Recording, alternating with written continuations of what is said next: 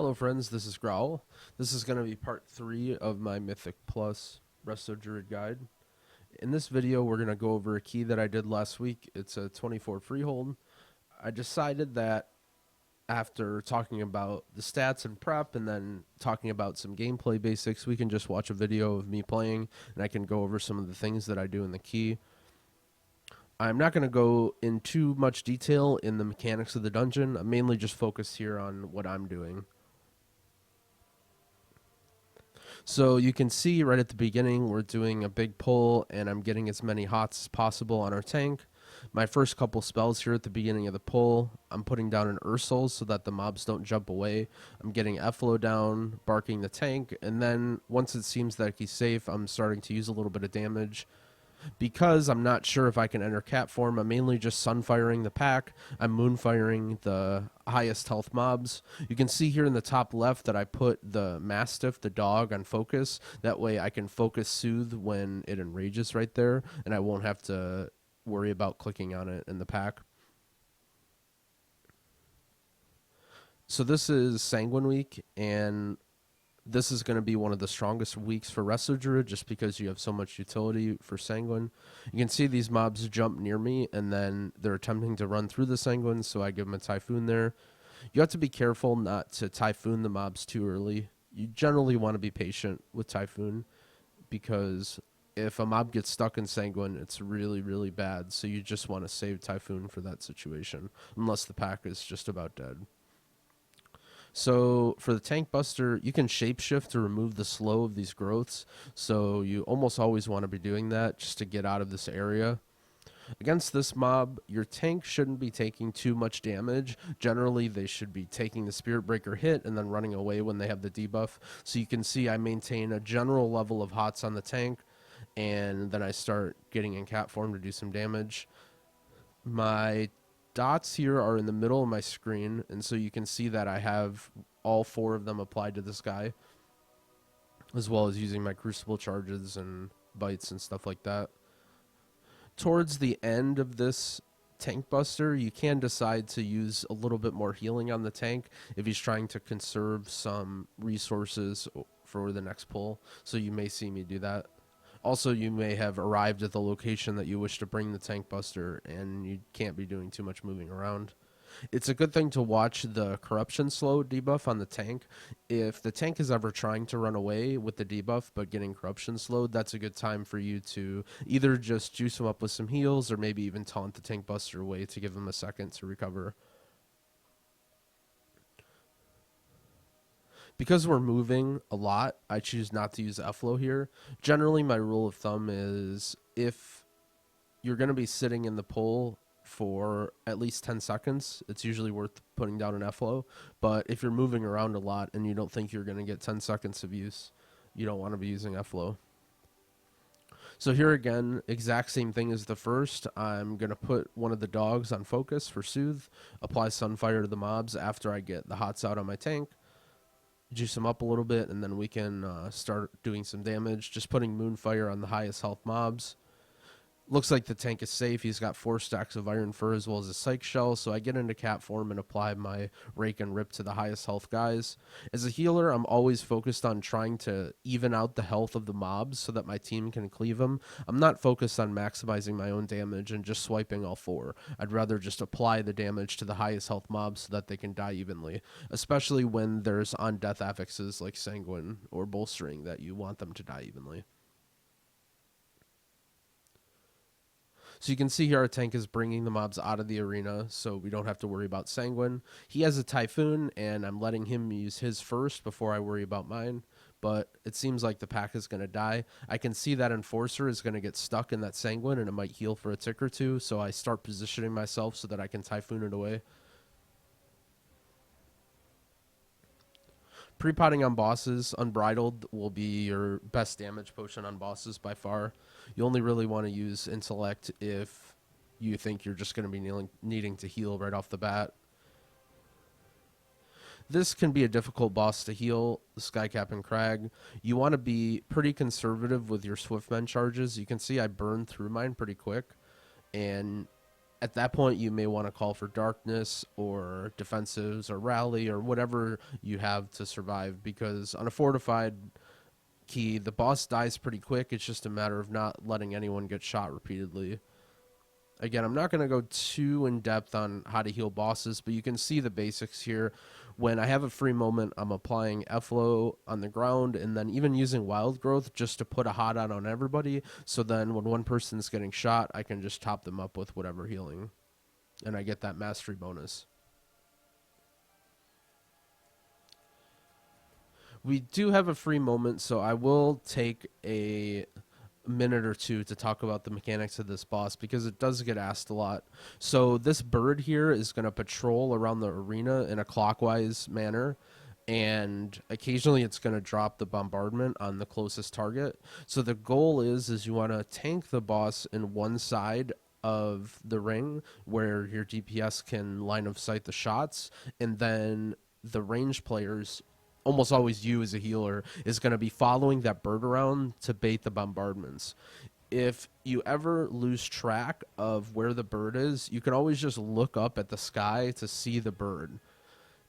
We happen to get a very good pattern here where the bird spell queuing doesn't get messed up and it just continues going along the same path. But if you see a situation where Cragg tries to drink brew when the bird is supposed to go down, the bird will use bombardment for a third time, and then the spell queuing can get messed up, kind of like the last boss in Toldagor. You can see where we're positioning. The mage is positioned on that side, and I'm positioned on this side. As a healer, you can very easily get all of the bombardments. You don't need a range player to do this for you, but range players usually want to be standing out there anyway, so they don't have to worry about the boss shots. In between shots, I'm going in and doing damage to the boss. There's not too much healing. I want to keep a general amount of hots on the tank just to make sure he'll be okay if he ever wants to pool resources or whatever. But other than that, I'm mostly just doing damage.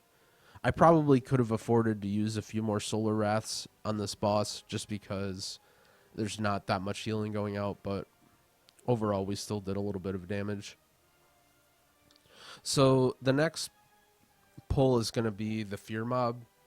The most important thing you need to know about the Fear Mob is that it's almost primarily tank damage, especially at the beginning. While the bites are being stacked up, you want to be healing the tank a lot. It's good to track the bites on your frames, especially so that you can see if any of the DPS happen to pull threat and they need healing as well. I position myself here away from where the mobs spawn. It's very difficult for a tank to get threat on all of the mobs right away, so you want to do your best to position yourself between the mobs and the tank so that if you happen to get heal threat, they'll run through the tank and get picked up. So you can see where I'm standing because I know this obelisk where the mobs are going to spawn. While the little mobs are out, I think it's a good idea to always dispel the tank. You can see our rogue gets threat of the mobs there real quick, but I can see that, and I toss him a swift mend. He ends up cheating anyway. There wasn't really much we could have done to prevent that.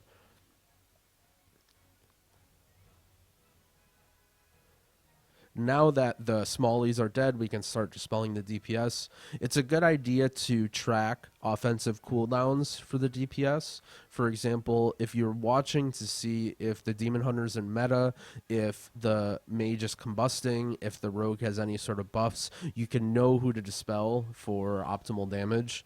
I also feel like your DPS appreciate that a lot, even if it isn't a big time save or anything. The fact that you're paying attention to what they're trying to do and they get value out of their cooldowns or procs or whatever is pretty nice. And again, you can see just a really basic level of hots.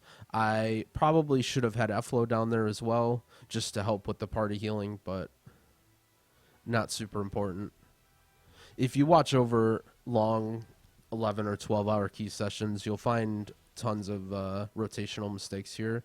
You can see I choose to pre-pot intellect there on this pack. I'm not going to be able to stand close enough for empowered proximity, but I'm mostly going to be healing, so I don't really need the unbridled. Again, the same thing here. I'm applying hots to the tank.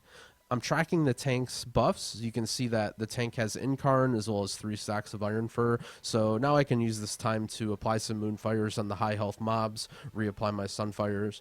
I decide that it's not a great idea to go into melee just because of the sanguine that's going to be dropping, the quaking. So I'm just going to be using Moonfire on these mobs and not worrying too much about being in cat form. On quaking weeks, you'll generally see me doing less cat weaving just so I can stay out of my team's hair and they don't have to worry about spreading or whatever, because that's the absolute opposite of what you want to have happen by cat weaving, is forcing your melee to run away. You want them to be doing damage, not you, if it comes down to that. Looks like our tank is handling the sanguine well, but I maybe could have walked over there and gotten a position to Typhoon in case something gets stuck. We're pulling the one trapper and then eventually into the next pack here. So I'd like to see myself throw some damage on this guy because it's a pretty high health mob. You can see me getting into cat form and applying my dots on him there. But now that the tank is pulling, I'm setting up my F-Flow. I'm getting Life Bloom out on him. Iron Bark, all that stuff. Then it looks like we're in a pretty safe scenario. We have meta rolling, a leech buff on the rogue. The tank's got fur up, so now I can start applying my Moonfires and my Sunfire. Again, maybe if this was a non-quaking week, I would get in here and do some cat weaving. You can see I do opt to do that, but I try and get a little bit of hots out before I do that. I have a wild growth out. I'm using my wild growth on cooldown in this pack because there's some area of effect damage. There's also the chance that a player gets stuck in a trap and they'll need some pretty heavy healing. I position myself there to Typhoon to help make sure the mobs don't get stuck in Sanguine. Those guys that use that banana cast get stuck in Sanguine often. So a good idea with Typhoon especially is to try and see which mobs that are going to get stuck a lot and which are going to be trouble mobs and save it for those. Even if you maybe save one tick from a different mob getting healed from Sanguine, if one of those mobs gets stuck in Sanguine and they full heal, that's going to be really bad. So you'll see in these packs, I generally try and save Typhoon for those. But it's not as important in this situation because I'm playing with the bear who also has a Typhoon, so I may do a little bit more liberal use of Typhoon in this key than you would see if I was playing with, like, let's say a Prot Warrior. So while we're doing all the RPs, my team is just cleaning up the yellows. I'm clicking on this sheeped mob that's out there to see if it's in combat or what's going on with it, but it's just a rat that was in the shape of a pig. You can see I saved up some combo points here for the boss. That way I can apply a bleed right away as soon as I get a free global. Using a lot of hots and bark on the tank on pull. Then once I know the tank is safe, you can see me applying my dots out here. Moonfire, Sunfire. Once Eudora jumps, this is a good opportunity to get in cat form because she's not going to be shooting anyone, just using Grape Shot. So that's when I take the time to reapply my dots. The powder shot here is physical damage, and so you're going to want to be using bear form on it in every opportunity. Sometimes if I'm worried about stuff going on with my team, I'll use Bark Skin as well, just so I have to use basically no spells on myself to heal. Another good use for Wild Charge there, you can Wild Charge in Travel form to get close to Eudora. You can also use Wild Charge in Cat form or anything as well. Just using it to close the gap to get extra globals out and get in a safe position. Little sloppy here. You can see that I let my F-Low fall. This does happen quite a bit if you're doing a lot of moving around. You may forget to recast it. The barrel ends up going on the DPS. I'm not going to go into a whole lot of detail on how the barrel works and all that stuff, but it actually happened to work out pretty well for us there.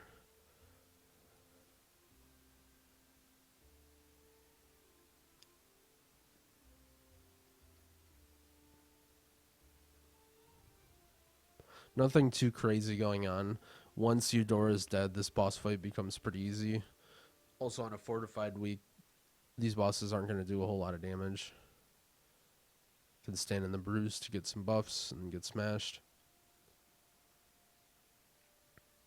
So again here, I am doing a little bit more tank healing, not because it's that intensive, but because our tank is trying to save up some resources for the next big pull. You can see he's setting up now. I'm standing really far back in case that I pull threat because there's lots of mobs coming in. Getting a lot of hots on the tank. I'd like to see myself use FLO.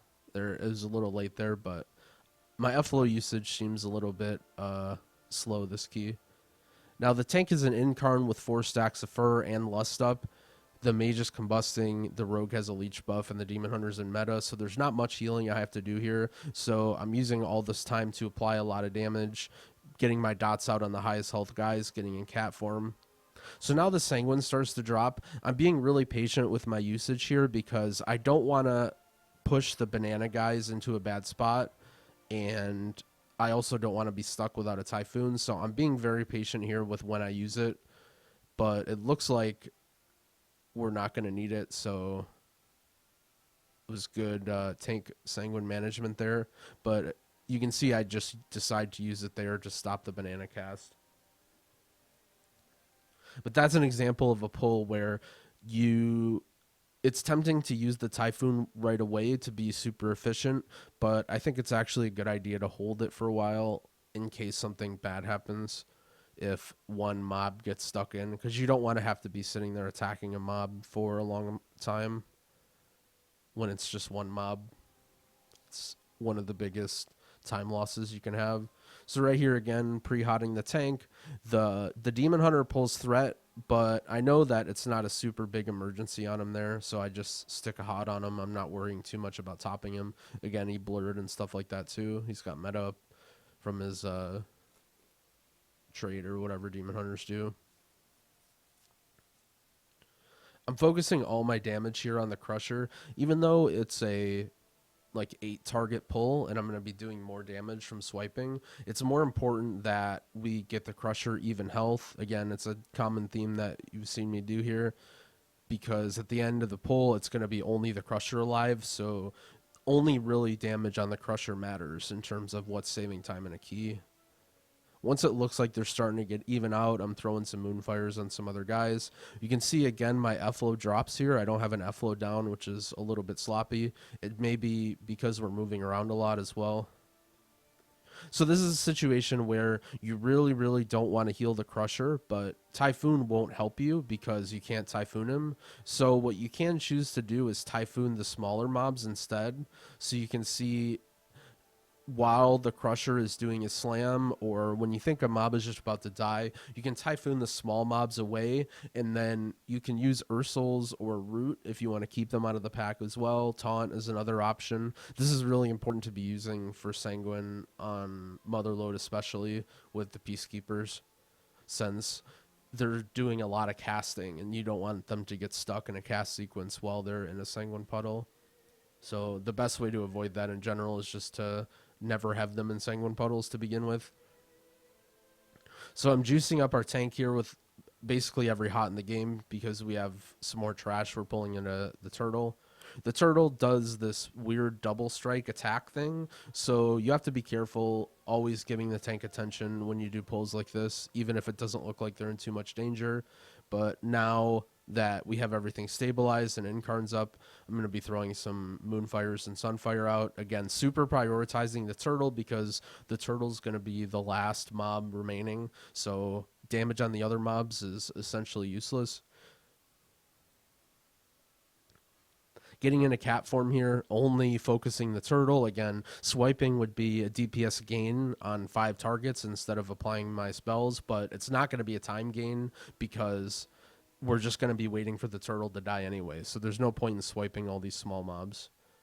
So this is another situation where you can't Typhoon the turtle, so you have to be really careful with how these mobs die. You can see I'm kind of trying to position myself to get the mobs, but I'm not sure exactly which direction the tank is going. So again, then I decide to use Ursels on the small mobs, and then he can tank the turtle away, and the small mobs will get pulled back. Looks like we avoid most of the sanguine healing there. I don't end up using Typhoon, but that was another option. You can sunfire on the farthest yellows to tag all these at the same time without getting the crusher. Just be careful which one you sunfire if you don't want to get the crusher. Again, in a pull like this, it's a DPS gain, if you will, to swipe all these down, but I'm not really too worried about that. The pack will die quickly anyway. If anything, we can just let our team build some resources there, but I probably could have used a couple swipes there.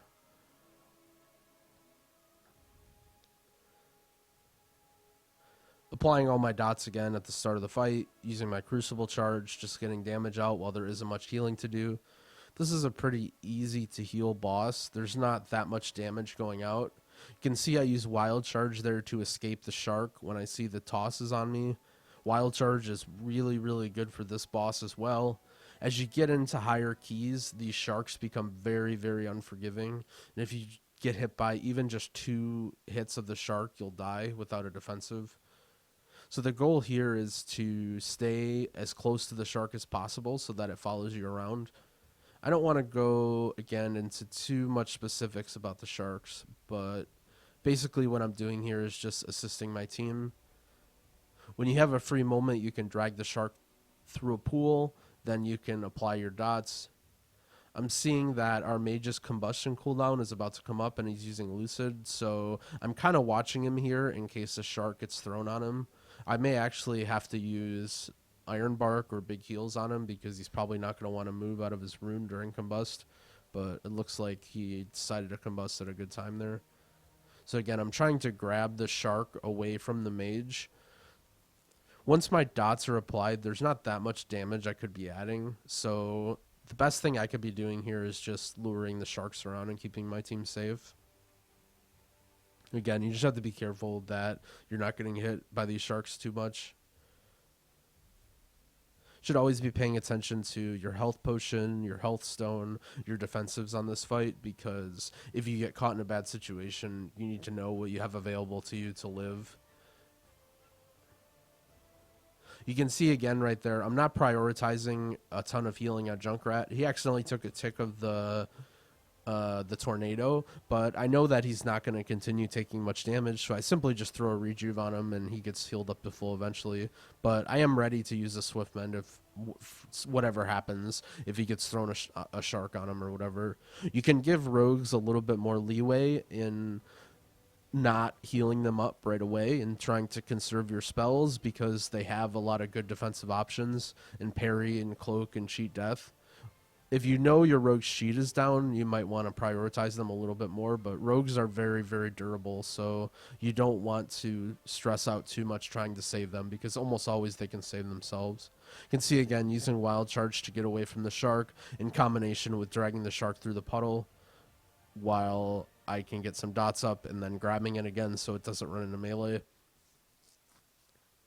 Nothing too revolutionary here, but you can see just the sort of things that you have to do that your team will appreciate.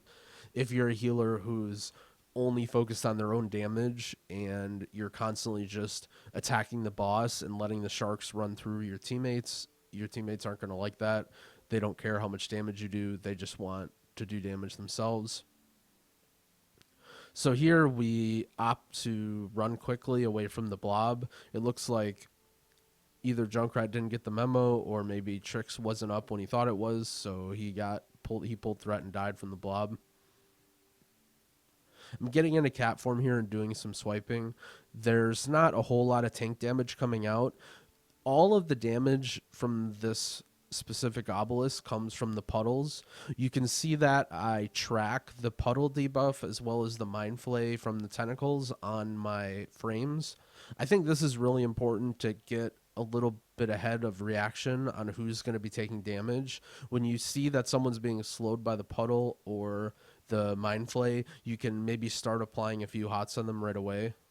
But now that the tentacles are gone and the teammate's controlling him well, I'm doing virtually no healing. I'm just keeping Life Bloom and Rejuve on the tank. You can see I used Wild Growth there. That was a little bit questionable since only the tank needed healing. Maybe I was worried that other people might step through the puddle as well. But again, just small rotational errors that don't make a huge difference.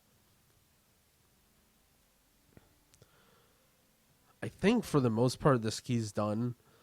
We'll look at one more pull, but I think we just do the last pull and then kill the boss. The last boss is really easy. I don't even think it's worth talking about. This pack right here, the general plan is to root a Ravager in the back and then CC 2 mobs close to it. That way the Ravager gets in combat and then kills the 2 mobs near it. So you'll see that I do that. I root that mob in the back. There's a bad patrol here. Our rogue tries to do something. Looks like some things are being attempted.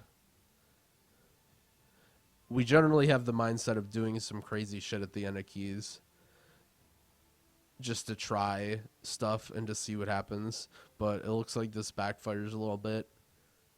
I think there isn't too much important on the rest of the dungeon. I know we timed this key, but it looks like there's a little bit of a fiesta, and we end up just dying to reset combat of these mobs. But anyway, I think that's most of the content that I was looking to get in on this video. We can fast forward to not running through Sanguine, and you can see that we eventually time this key. There, I'm dead.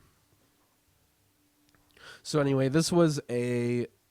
Wow, this really turned into a fiesta. What is going on here? Now I kind of wish I would have watched it all. But anyway, let me know what you think of this format as well. I'm not sure exactly what I'm going to use for future videos. Probably a mix of everything, but hopefully you learned a few tips here and there. You saw some application of how I'm using my skills. If you have any questions about the video or comments about what you'd like to see in the future, you can feel free to drop them in the comments. And I'd appreciate if you like the video, subscribe to see what else I'm coming out with. Hope everyone has a wonderful day. Happy keying, friends.